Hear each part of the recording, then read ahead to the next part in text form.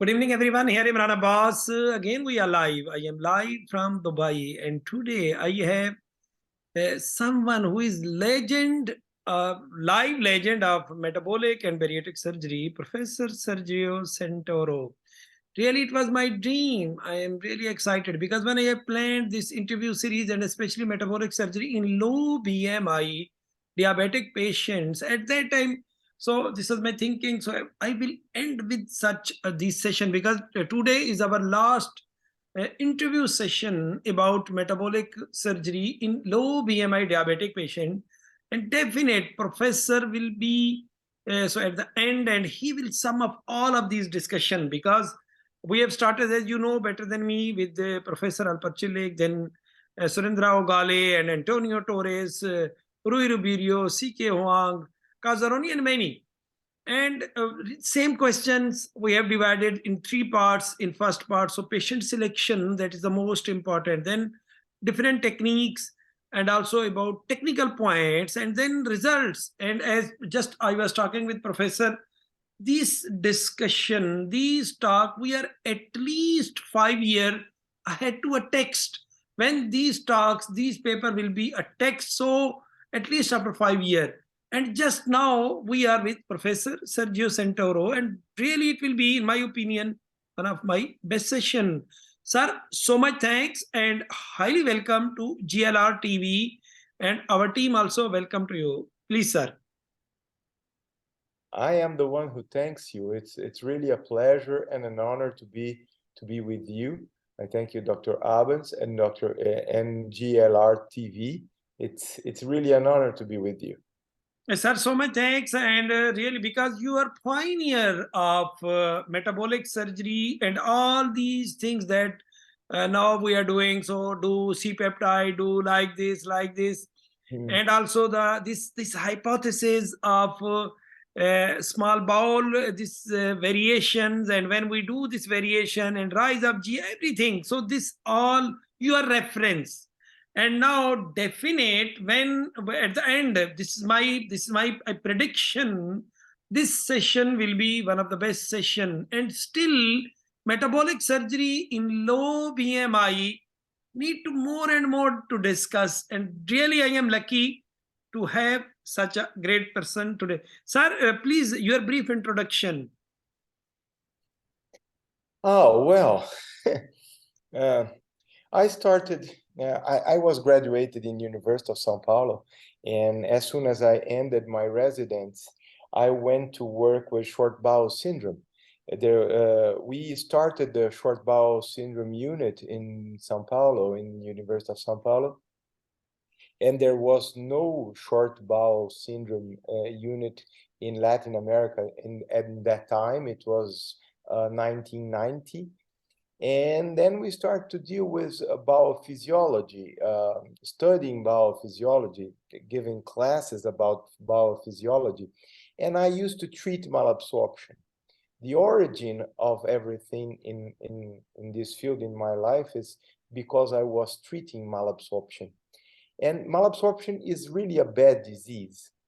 It is codified in the International Code of Diseases like K90. So there is no doubt it was always a disease. But for some reason, surgeons desire to put this disease in fat people. Because at that time, in the 90s, obesity was not considered a disease. It was considered a product of bad habits.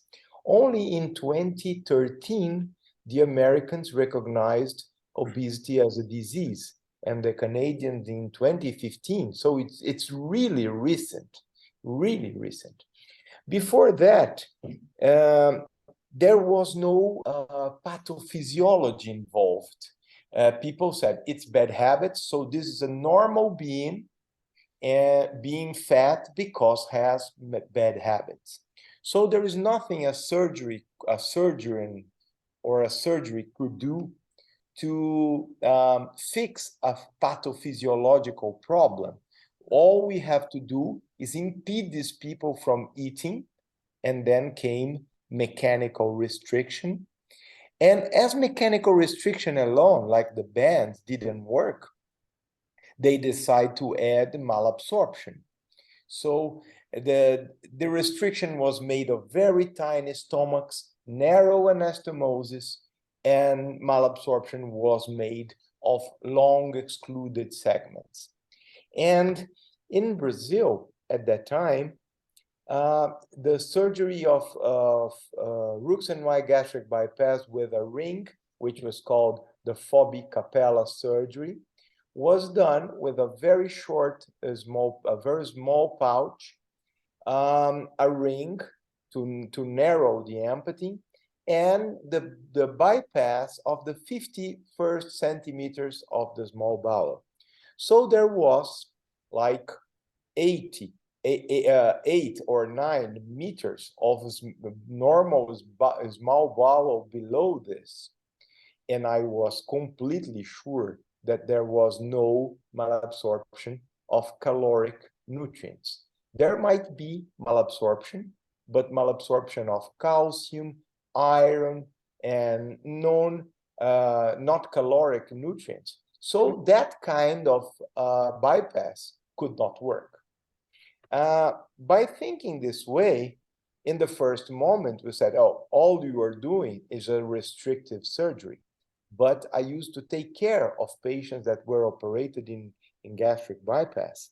And it's completely different than a band. It's far superior from a band. And it was not because of malabsorption. So what I did, this was the year 2000. I started to say that there were many authors before that have said that the bariatric surgery could change some hormonal responses. So it was not a novelty to say that hormonal responses changes occurred. But what I realized is that maybe only the hormonal changes were important. Malabsorption were not important at all because those surgeries could not really provoke malabsorption of caloric nutrients. And I wrote this in a tiny article in an editorial in Brazil in the beginning of this millennium, and it caused a lot of confusion because and a lot of resistance because the surgeons were very, very believing in restriction and malabsorption.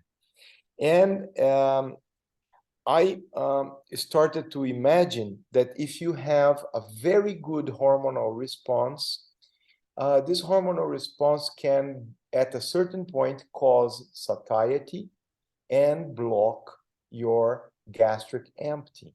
So there is a physiological way to obtain restriction, what we called functional restriction. It's a term that we created to mean what we were saying. And I think I can show this to you. Let me see. Please, If, yes, I can show this to you. Let me find this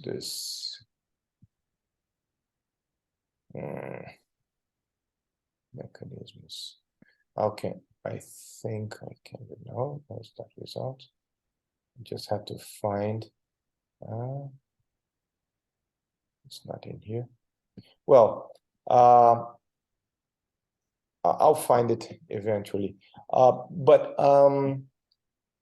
what we were saying is that the size of the stomach was just important after its gastric emptying is blocked.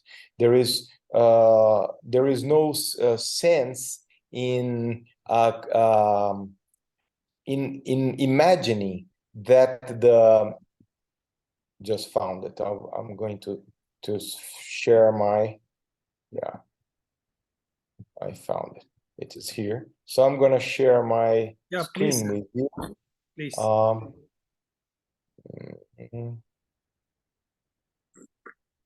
have to enlarge this.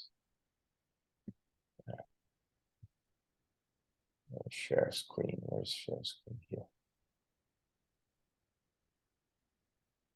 cannot find the share screen, sorry. Compartilhar tela, it's here. Okay. Compartilhar. Yeah. And, Excellent. We can see, sir. So here, when you start eating, food goes straight into the gut. The gastric emptying is very fast in the beginning of a meal, but at a certain point, distal gut hormones, they block gastric emptying and relax the gastric fundus so that you can keep on eating, although your gut is not able to take any food anymore. So this is a way to create a stock of food. And we imagine that we should reduce this stock capacity, and a sleeve gastrectomy would be perfect for that. And we even call that evolutionary procedure. We published a paper in 2003, which was indeed the first ever published paper saying that the sleeve could be used as a standalone procedure. Dr. Gagne was doing sleeve gastrectomies already. Every time he tried to do a duodenal switch, and he could not finish because the patient was too big. And they were doing sleeve gastrectomies, and they didn't have published anything. But we thought exactly the opposite. It was exactly the opposite. We thought that the sleeve gastrectomy would not be a very potent surgery alone, but it could be used early. So we wrote this article saying that the sleeve gastrectomy is indeed an adaptive procedure. It has some evolutionary characteristics because the stomach is larger and larger in superior animals according to the degree of scarcity. If there is no scarcity and there is abundance, there is a tendency of smaller and smaller stomach. The higher is the amount of calories, the caloric density of food, smaller is the stomach. So we thought that by eating such a high caloric food that we are eating now, we thought that the sleeve gastrectomy could be a very nice start. So it's something that we could apply very early in initial obesity, because this is another interesting thing. As obesity was being treated by adding some diseases like a stenosis, a very small anastomosis, and malabsorption, surgeons thought that it should never be used early. So nobody thought of treating obesity early. Only advanced cases of obesity, BMI 34 and more, were considered to surgery. And I thought that because a sleeve gastrectomy could keep all the function of the stomach, it could bring an earlier functional satiety. So at this point, when GLP-1 and PYY gets high because food touched the distal gut and gastric emptying is blocked, at this point, a person would have to eat probably one plate more to get this distension, to get this gastric satiety. And by diminishing this and removing the source of ghrelin, we would be reducing the amount of food that is stocked in every meal because animals do that because they are not sure when they will have the opportunity to have another meal. So what we thought it was that in the beginning of a meal, because these distal gut hormones are so low, food goes fast to the gut until you obtain this intestinal satiety. That is the elevation of GLP-1 and PYY and oxyntomodulin, and the elevation of GLP-1 with the elevation of insulin lowers ghrelin. So that causes hunger. So at this point of getting this intestinal satiety, you would feel you would feel like fed, but you have we have an instinct of keep on eating because of gluttony. And gluttony is not a sin, is indeed an instinct that superior animals have. So you have to eat until you feel your stomach full. And because intestinal satiety blocks gastric emptying, when you keep on eating, it gets fuller and fuller, and at a certain point the stomach is full and you obtain this gastric satiety that gives you the full satiety.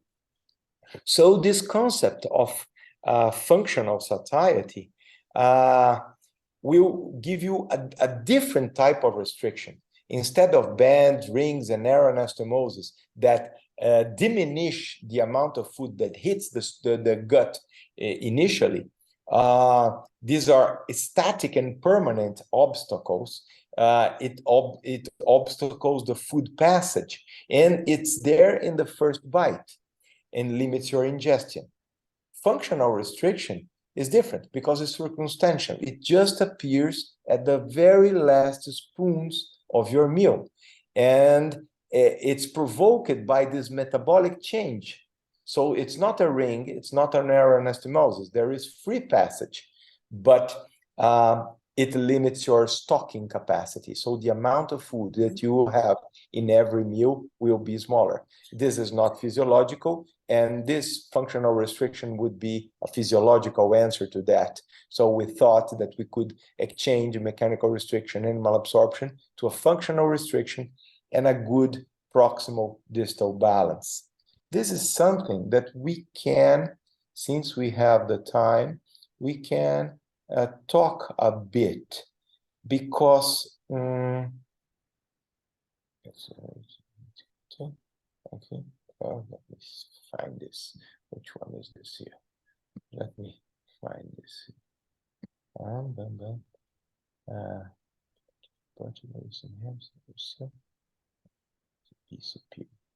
Oh, let me find it in a second. I will find it Yes, to sir. you. Please. Excellent, sir. Excellent, really. And so now we can understand more about pathophysiology or function of this metabolic surgery, how it's working, and the role of And hormones. Yes. there was another important issue in this conversation, because we were talking about the stomach, about how we adapt the stomach.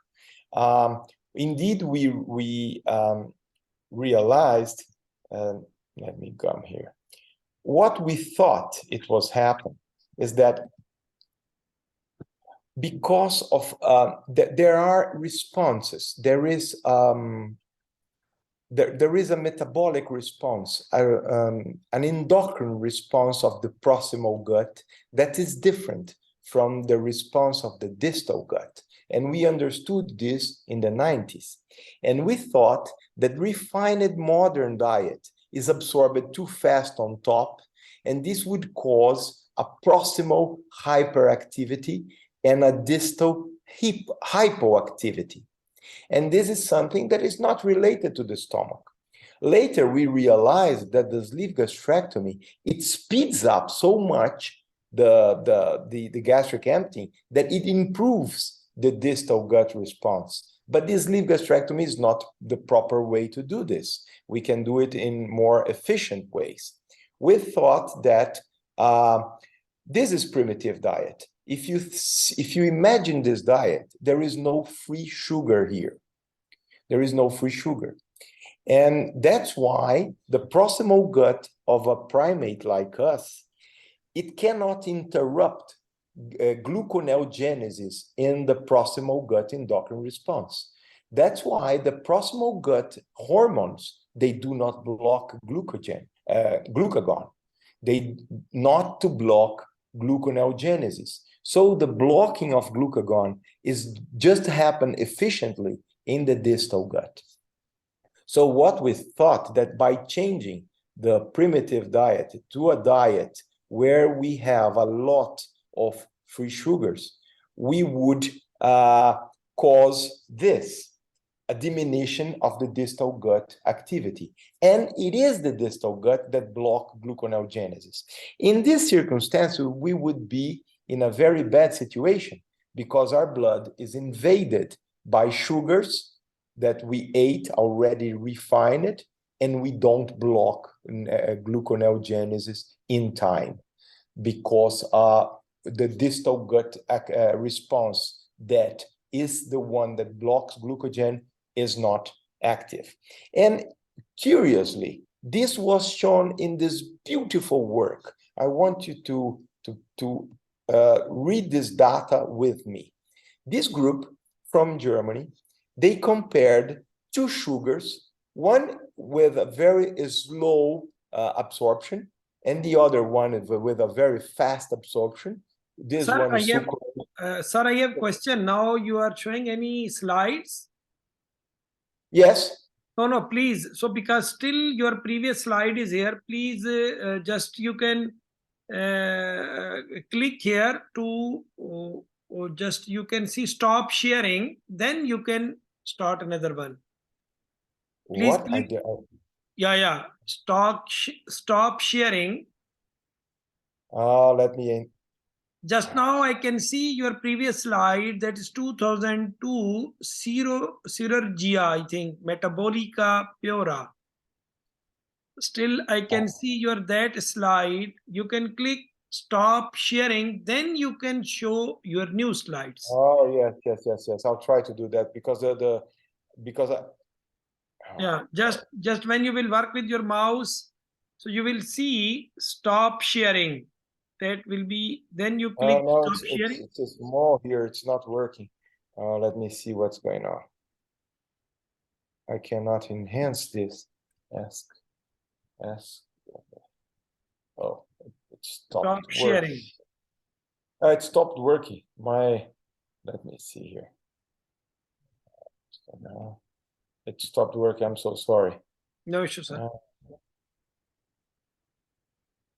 I am not in my computer. I'm not in Sao Paulo. Yeah, I know. So my thanks, sir. You're not seeing my screen? I can see, but still your previous slide, that is 2002. Oh, Metabolica. yes. So I have to shut this for a moment. Yeah, because this is your previous slide. So when you will click stop, it was blocked. Stop sharing.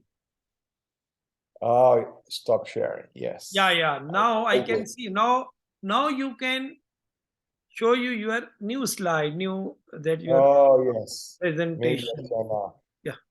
compartilhar. Let's go back. Are you Yes. seeing this? Yeah. Oh, good. So that's what I was. I need to get out this from your view. No, it's okay, sir. We can see. Yes. Now, yes, we were talking about the slow absorption sugar and the fast absorption sugar. Look what happened. When you give sucrose as the fast absorption, as expected, glucose goes high a lot earlier, and with isomaltulose, it doesn't create a peak. It goes very slowly. And what happened with insulin? Insulin goes high with glucose and very slow with isomaltulose. But what is more important is that GLP-1, that is the sugar, that is the hormone that blocks gluconeogenesis, it goes down. It goes high a bit and then it goes down. With isomaltulose, it creates a slow peak that takes longer. So there is more GLP-1 with the slow absorption sugar. And in GIP, which is the proximal gut hormone, it's exactly the opposite. So you see a peak in the fast absorption and a very slow elevation with the slow absorbed sugar. So this brings us to, this is a proof of what we proposed in 2003, that whenever you put refined food and food that has been previously digested, this may abort the distal gut response. So we had to bring up the ileum closer. We could do it in many ways, but we would like to do this without causing malabsorption, without causing exclusions, because exclusions were made for malabsorption, and we were trying to avoid malabsorption. So that's why we developed this. Indeed, I want to show you this also. This is exactly, do you see my slide? Not yet, sir. No? No. Oh, it doesn't allow me to get out. Yes, I see. I have to say stop sharing. Yeah. Oh, yes. Compartilhar again. Yes. Sorry. Yeah, now. I understand that it comes. Now you see it. Yeah, sir. Now I can see. Yeah. This is exactly, we Oh. can see that.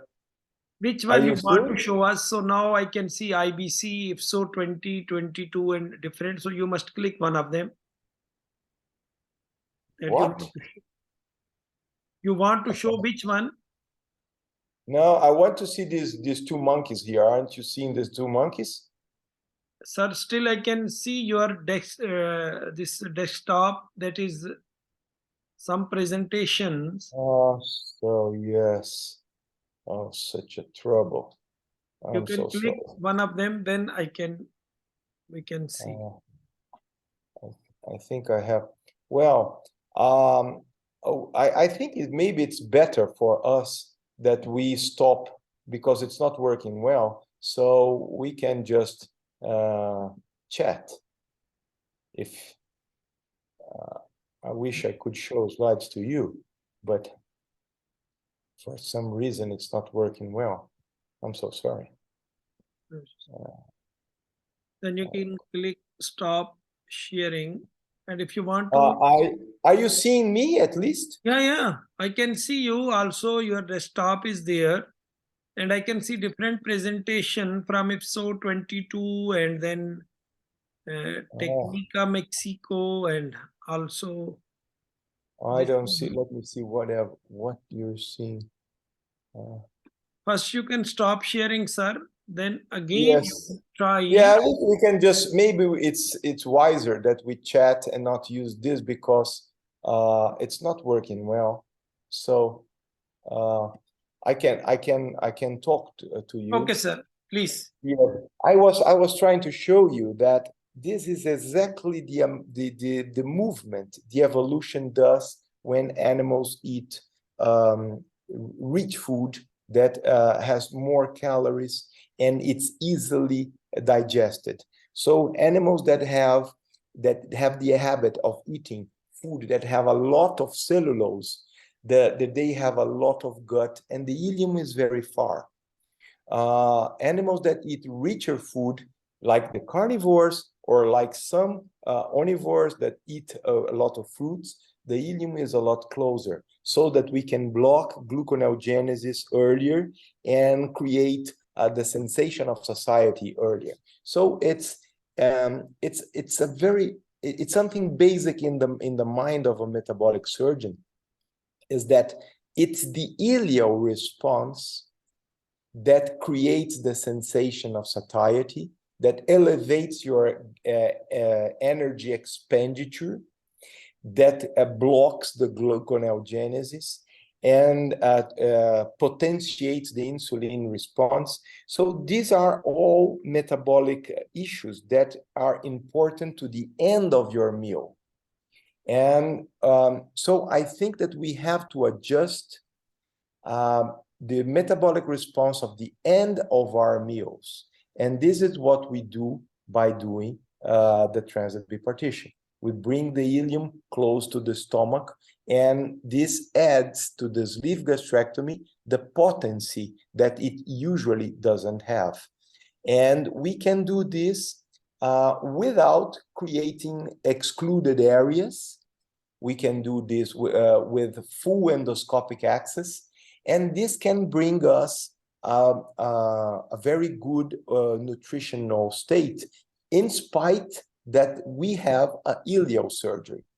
Only ileal surgeries like scoping arrow, like duodenal switch, like in ileal interposition, and like the transit bipartition, and like the jejunal ileal bypasses from the past, that these surgeries that bring food straight into the ileum create the correction of type 2 diabetes instantaneously. Just ileal surgeries can do that. But ileal surgeries were obtained by long exclusions of the whole proximal gut. And we wanted to have the same amount of effect of a ileal surgery without exclusions. And there is where we started using bipartitions. Sir, excellent, really. And this was a brief history and also, my opinion, evolution of bipartition and how they start. And now this is excellent information, especially for our youngsters. And that was the metabolic impact of bariatric surgery and role of hormones, especially GLP-1, PYY, and as well as GIP, that is from duodenum, and role of this and how this gluconeogenesis stopped after this surgery and role of ghrelin hormone. Excellent. Sir, now in this part, because really I am interested to hear more from your side. In this session, we are interested to know more about your technique, this bipartition. If possible, if you have any short video, if you have any PowerPoint presentation, sir, I will appreciate. Of how it's done? Okay, technical points. Yeah. Oh yeah, I can show this to you. Let me see. Compartilhar, and let me just, because it stays in front of my, yeah.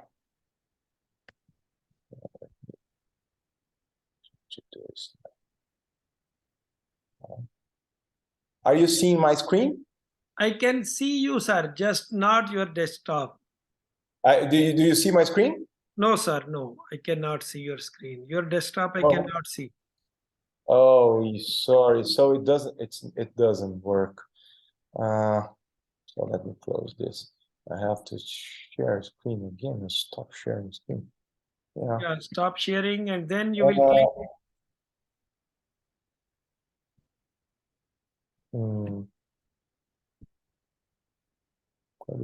It doesn't work. For some reason, it's not working. Let me try to.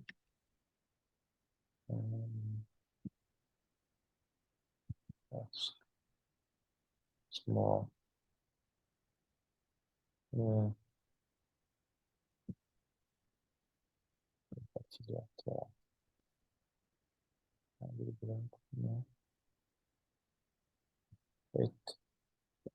It doesn't work. It doesn't. Okay, sir. No issue, sir. So we will talk about this. So my question about patient selection, especially in low BMI diabetic patient. What's your criteria? How you select your patient?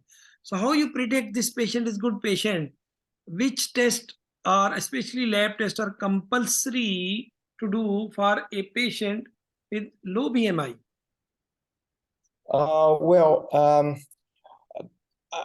First, I have to clarify that we have been only treating type 2 diabetes that is associated with metabolic syndrome, that in some instances they have some overweight.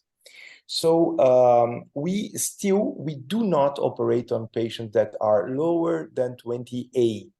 Okay. Why is that? Because I think that in the point that we are, it's not clear to us that patients that have a type 2 diabetes, not related to metabolic syndrome, is exactly the same disease. So we think that we should gather more data with the type 2 diabetes between 28 and 35, especially because between 28 and 35 is the biggest amount of type 2 diabetes. So if by going lower than 28, we are going into a quite not well-known area for surgeons. Most of us have gone into patients that have some degree of obesity. So I have been very much careful about patients that are under 28. But most of diabetic patients are 28 or more. So what we use in our office is this type of selection. We use just the sleeve for cases that are very easy. So the not too much weight and no diabetes. If there is diabetes, we use transit bipartition since the BMI of 28 and farther, always associated with a sleeve gastrectomy. The amount of weight loss is considerable, but it's absolutely tolerable. So it's not a problematic weight loss that we achieve with the transit bipartition. So we check if there is antibodies, if there is anti-GAD antibodies, if there is good levels of peptide C, and if the patient has no other antibodies like anti-isolates or GAD 65. yes, auto antibodies is probably a sign of a bad response. Although it might be possible that in the future we also use sleeve gastrectomies for type 1 diabetes, because type 1 diabetes, they are getting fatter now, and they are developing insulinic resistance because they are using a lot of insulin because of very high glycemic index food. So there is people that has antibodies, but they become insulin resistant. And in this matter, a surgery like a sleeve gastrectomy can be applied, and it was already with good results, helping you to control patients with type 1. This is a very sensitive area.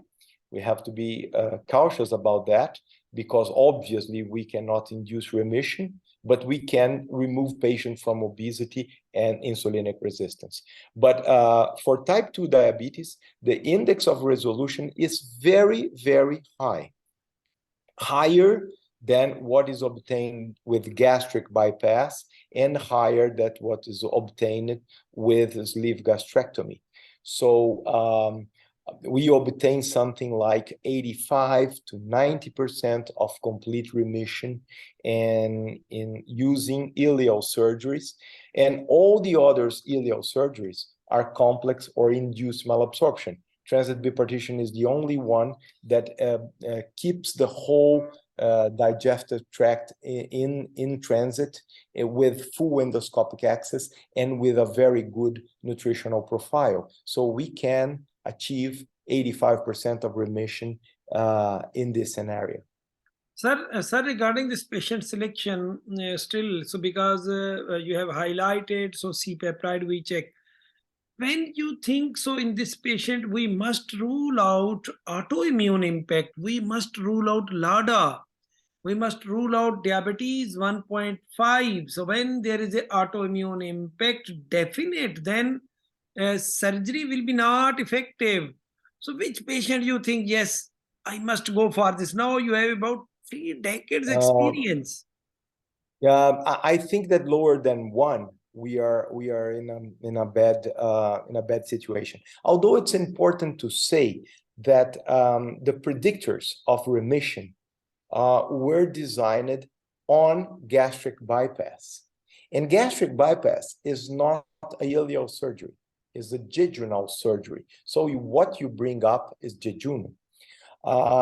This bowel that you bring up will answer with hypertrophy. The hypertrophy of the jejunum, it provokes some enhancement of L cells. It was proven already.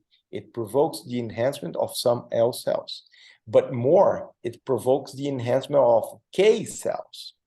So when you create your predictors based on gastric bypasses, you will have predictors that are too tight.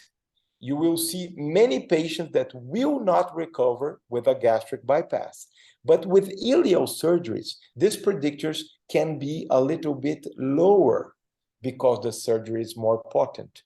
So we had some patients that we had absolutely no expectation that they would go into remission, and they did.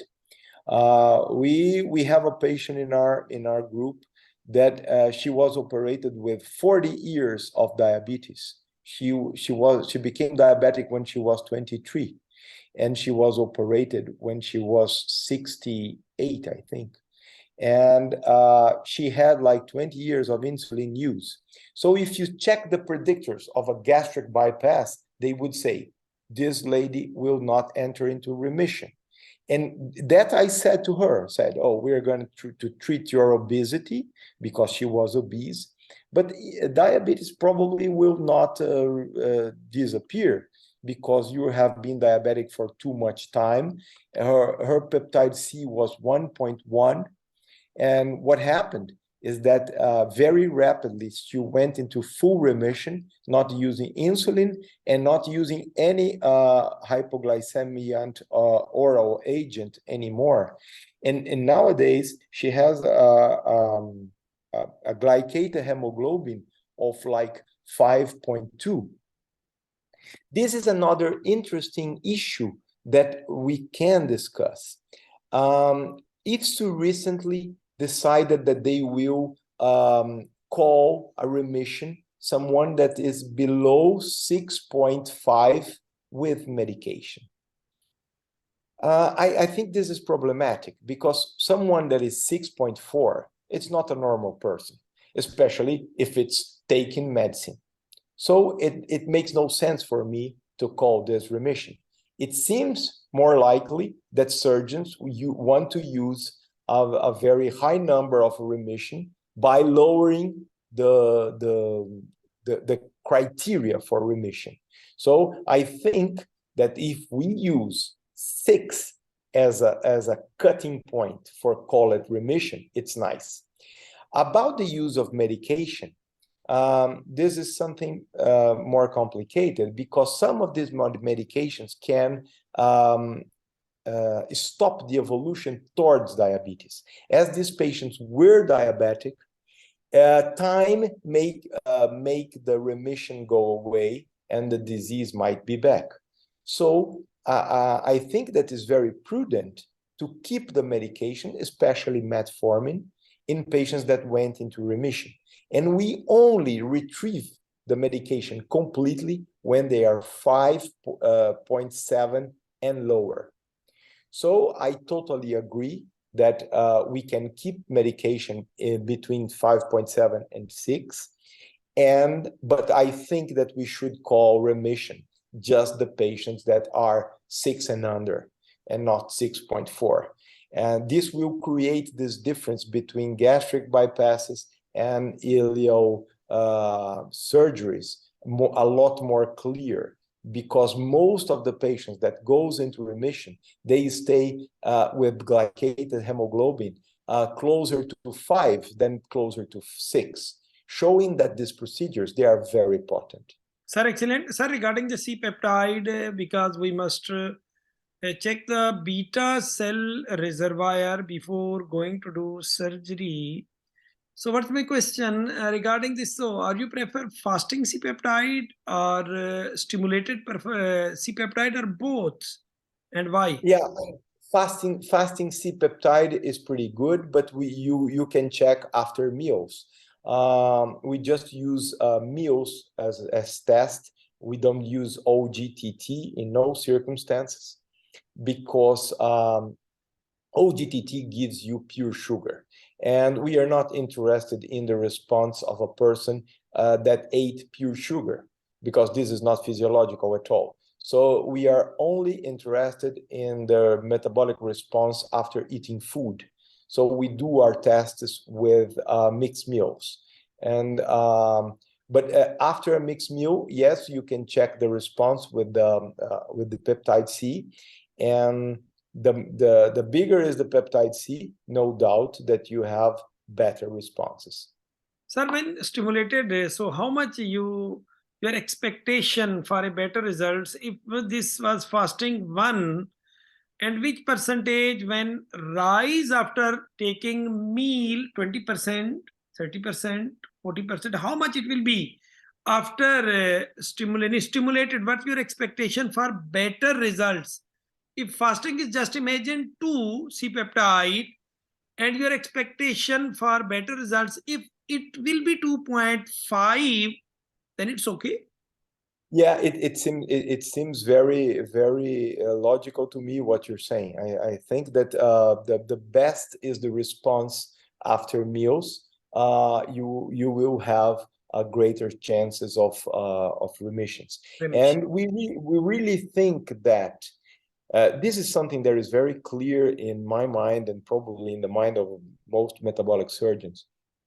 If you are treating primarily diabetes, you have to look to ileal surgeries. There is no sense in going to, and this is a point where we don't agree with the current position of the international community, because they are thinking of using just sleeve gastrectomies and gastric bypasses to treat these patients. And if you start to elongating very much the BPD limb, the results are going to go better and better. But if you use exclusion at a certain point, you will have a patient with undernutrition. So probably the only safe way to do this from the nutritional standing point is transit bipartition and ileal interposition. However, ileal interposition has many other problems that transit bipartition does not have, including a very huge complexity. It's complex, and it has been also excluding the duodenum. So we don't like the idea of excluding anything, especially because it's not the organs that are sick, but the intensity of their responses. So all we have to do is to regulate the intensity of responses. Sir, what your preference for common channel in your technique? Because you prefer this bipartition, as I understand, 28 to 35 BMI. Because we are also talking about for low BMI. So which your in your protocol, this common channel, that ileum, how much if we must save this common channel? Well, do you see my screen? Yeah, I I can. think We I can see. managed to do it. Yes. Yes. So I have to. Yes. Um,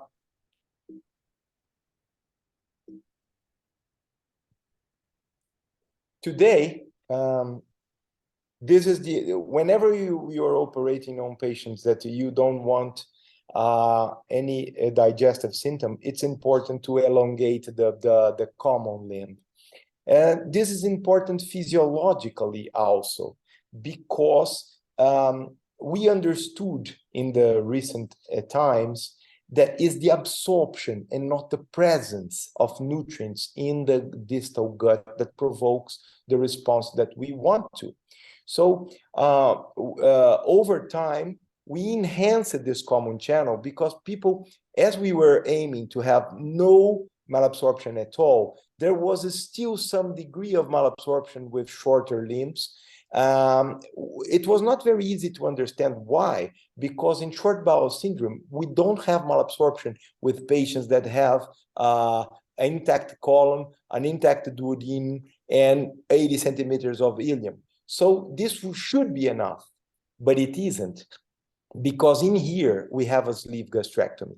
The sleeve gastrectomy speeds up the emptying very much. So this creates the necessity of some more bowels. And we understood in the recent 10 years, I would say, that it is the absorption that causes the response, the metabolic response that we want. This response is caused first because of bile. So we need bile here, because the reabsorption of bile give us FXR, activates FXR and give us FGF19. FGF19 is, let me see if I have it here.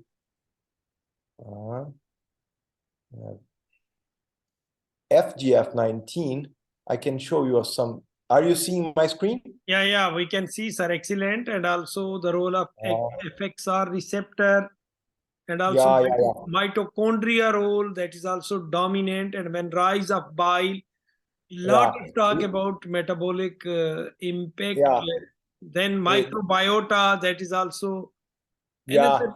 Here you see, are you seeing this X-ray? Yeah, we can see, sir, this picture, but you can, because now I can see longer ileal common channel, the previous one. Still, I cannot see your new slide. Oh, yes. You must, yeah, if another presentation, so first you must stop sharing.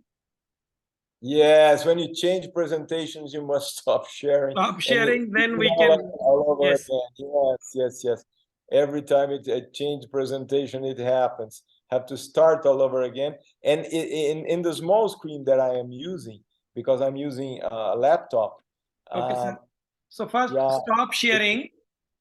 But the alternative of stop sharing only appears when I enhance the screen, and it's not wants to be enhanced now. So, but we can go back to the subject. We enhanced this because we wanted. Try to do this. Yeah, you can click stop sharing, then it will be clear for us.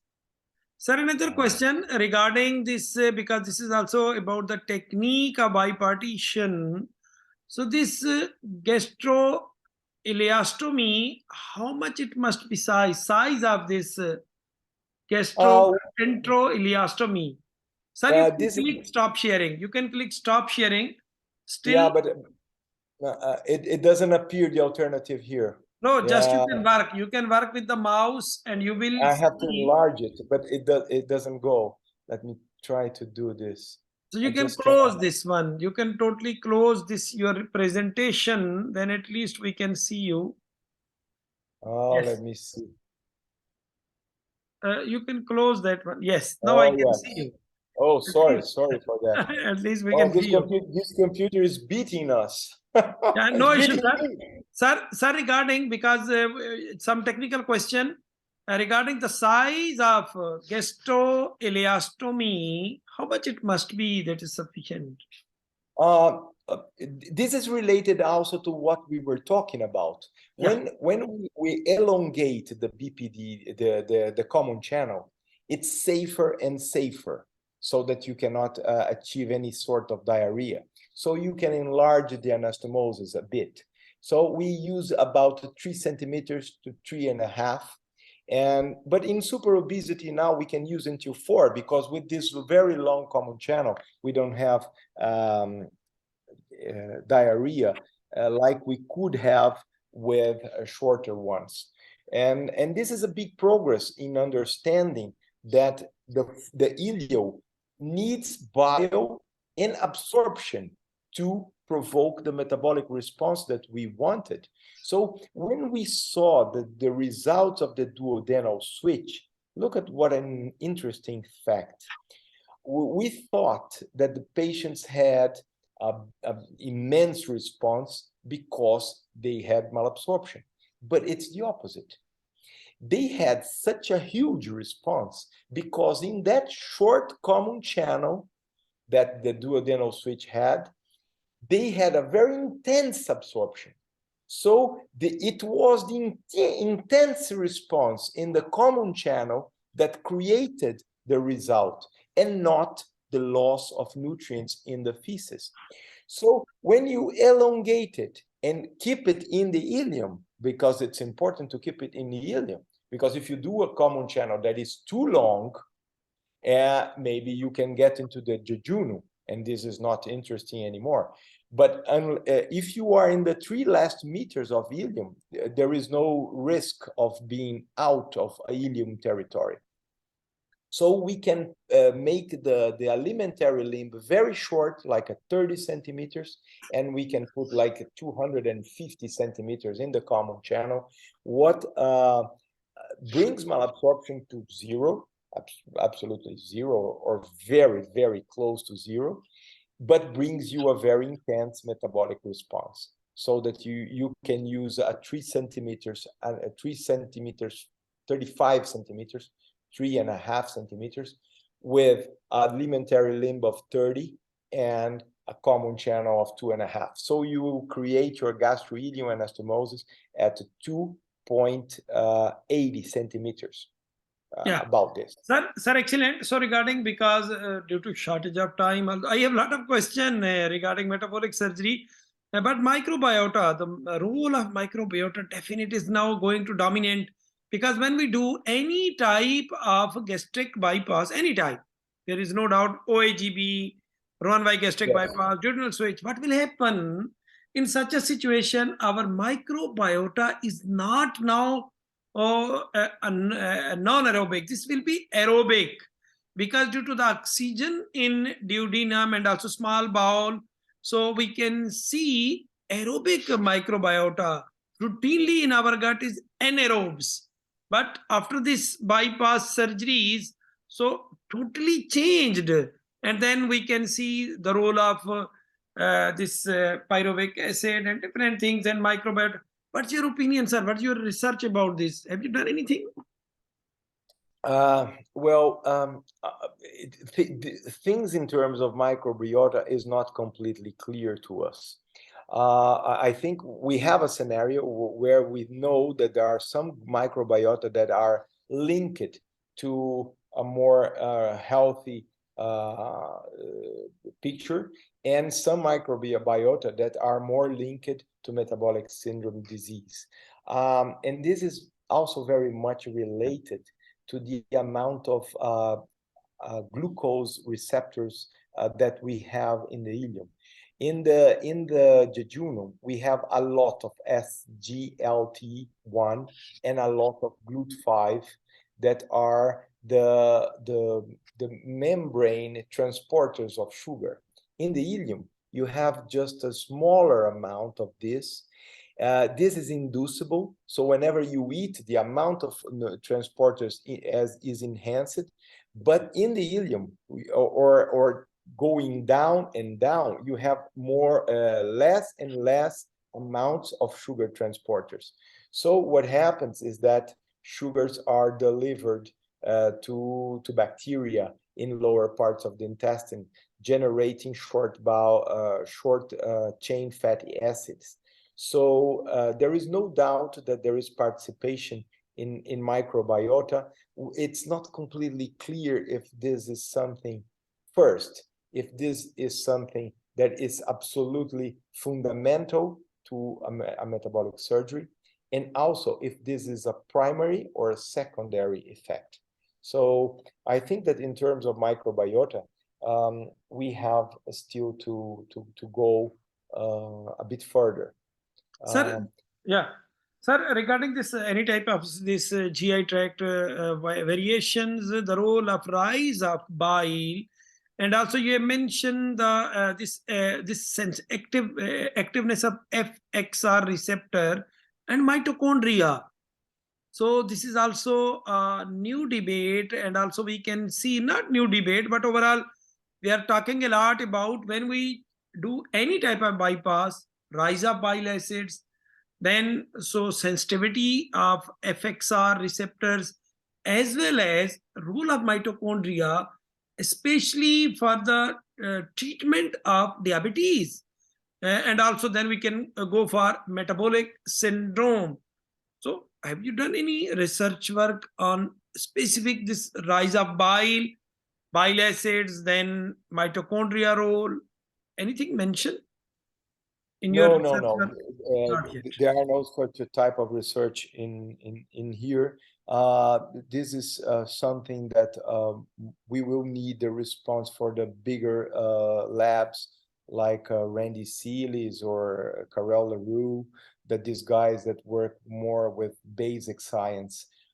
We have more results related to surgery.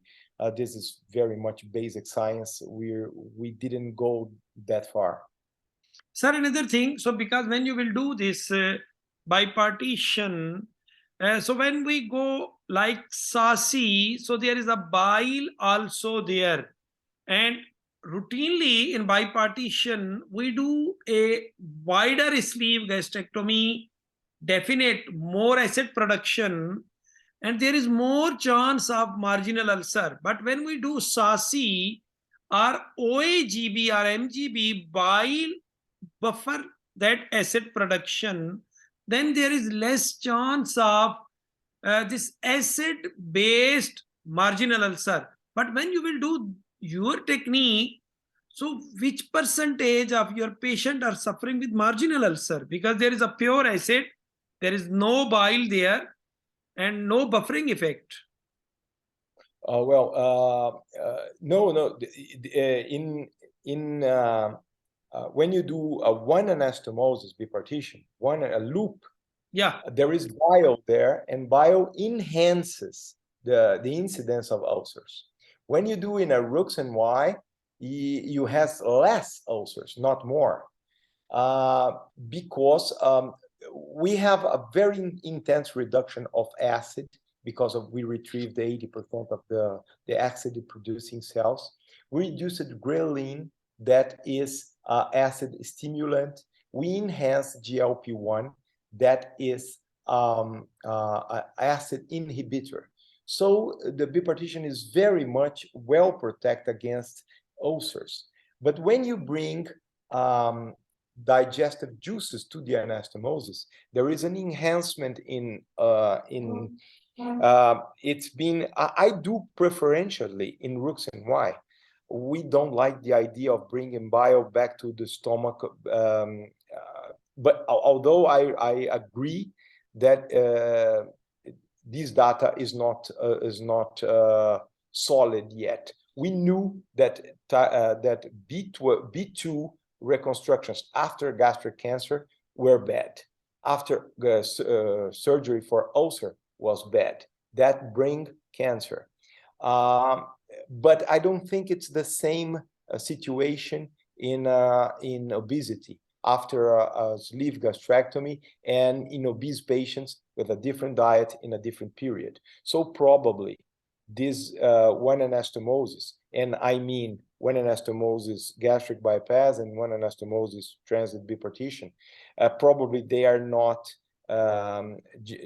generating cancer, but they can irritate the anastomotic area, and we see like 3 or 4% of ulcers in one anastomosis, and in two anastomoses you practically don't see any ulcers. And there is another issue about a difference between one anastomosis and a two anastomosis type of bypass, because when you do one anastomosis, you do not interrupt the intestine, so the emptying is a lot faster. So you might see some diarrhea in patients that had a one anastomosis that you will not see in two anastomoses, because by interrupting the gut, you interrupted the contact with the pacemaker, and you have to reestablish a new pacemaker in the Rux limb. So this was used to be called the Rux limb syndrome in gastric cancer, When we did the Rook's limb, sometimes the stomach empty a little bit slower. And this was called the Rook's limb syndrome because in some patients it took a while so that the stomach could empty.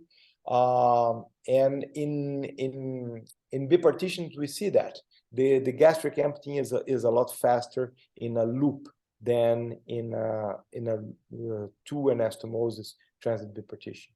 Sir, now about 2 decades you are practicing this bipartition or overall following this concept. Now in 2022, which percentage of Professor Sergio belongs to this bipartition? Because you are also doing other surgeries for bariatric Yes. surgery. So which Yes. percentage of your patients belong to bipartition? Well, we do like 30% of our patients go to sleeves because they are light cases. So if someone if a woman is below 35 or a man is below 38, we can go for a sleeve gastrectomy if he's not diabetic. If he's diabetic with heavy metabolic syndrome and or heavier than that, we use bipartitions. And we only use gastric bypass in Barrett esophagus. If there is a Barrett esophagus, then we go to the gastric bypass. So these are the three models that we use: the sleeve, the gastric bypass, and the bipartition. Sir, again, if patient is Barrett esophagus and bipartition is also like a Roux-en-Y gastric bypass and there is no issue for reflux and this is also low pressure surgery. So you can Yes, go for yes, yes. bipartition. You can go also for bipartition and I don't think there will be any issue till in Barrett esophagus. In the Barrett esophagus. Yeah, bipartition you can do. That is also Yeah, just like a low pressure. yes. You are reasonable. You are reasonable. There is very good argumentation to say that you could do it because the bipartition keeps the stomach very straight. It doesn't allow coils, and it drains the stomach because there is anastomosis there. But at the end of a meal, the stomach gets full anyway because of the functional restriction. And if the sleeve is not, when you construct the sleeve, you have to take care not to damage the sphincter of the lower esophageal sphincter because it can provoke reflux. But if there is a cancer, we would love to have the stomach there to the reconstruction of gastric cancer. The incidence of gastric cancer in Barrett's esophagus is low, especially in the short one. Yeah. So with all these elements, we think that we could do a bipartition even in this scenario. But in the scenario of a Barrett, I still prefer to use the gastric bypass to provoke a no bile in the gastric chamber with very low acid and protect this individual from a situation that is a lot more severe, which is the esophageal cancer. Sir, definitely you are following your patient and this will be our second last question. Which percentage of your patient, now you are doing metabolic surgery more than 2 decades and also following your patients. So which percentage of your diabetic patients are suffering relapse of diabetes? Yes, then finish and now again occur. Have you any data? What you said last? Relapse of diabetes. Yeah. And have you any data? In all ileal surgeries, not only in bipartition, but in all ileal surgeries, the index of relapse is a lot lower because the tissue that will obtain hypertrophy, it's ileum. And whenever you create hypertrophy in the ileum, you are hypertrophying mucosa that produces FGF19. And FGF19, it's causes insulin sensitivity. You enhance L cells that produce GLP-1, NPYY, and oxyntomodulin. Yeah. So in a gastric bypass, the hypertrophy would bring K cells and an area of absorption that will absorb a lot and take foods out absorb them earlier than it would come to the ileum. So there is a considerable relapse index in non-ileal surgeries, but in ileal surgeries, it's very small. It happens in patients that had the worst predictors, long time of diabetes and lower peptide C. But I think that less than 10% of patients will have a relapse with ileal surgeries. Sir, excellent, really, and definite. It was one of the best session, as I have predicted before going to interview. But we need more and more time because, unfortunately, due to shortage of time, and in future, definite we will schedule a master class, and we are interested to hear more about metabolic surgery. Sir, any message for our youngsters who are just now going to start metabolic surgery? Yes, I have a good message. It's a message that I also wrote 15 years ago, is that we have a new field in medicine. We have endocrine gastroenterology. So we have to, our textbooks still do not treat the digestive system as an endocrine gland. But this field, endocrine gastroenterology, is a very promising field because our diseases, the diseases of our time, diabetes, hypertension, dyslipidemia, they are all treated by good metabolic surgeries.